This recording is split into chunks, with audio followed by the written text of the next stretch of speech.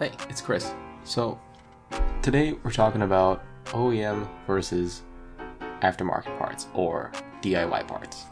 In particular, I'm going to be upgrading my system from a Dell OEM board with an i7-6700 over to a Ryzen 7 2700X, along with upgrading the RAM to 32 gigs of RAM, rated for 3200 speed.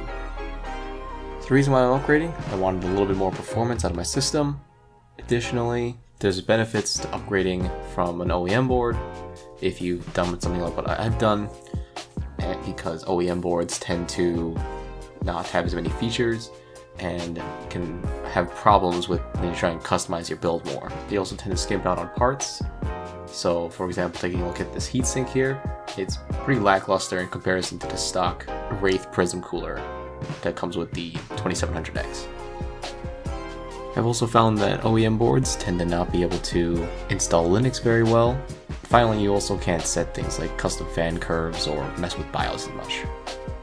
Plus, if you've never dealt with RGB components before, like I have, then it's definitely a nice kind of touch to have these aftermarket parts that have it.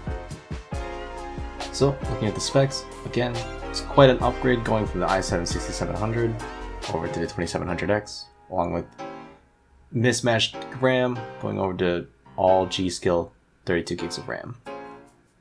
So, if you're a techie person like me and you like seeing numbers and benchmarks, let's get to that. For a Lightroom export test, I exported 124 images, 70% of quality, and then I ran some benchmarks on PC Mark, as well as the 3D Mark Time Spy test.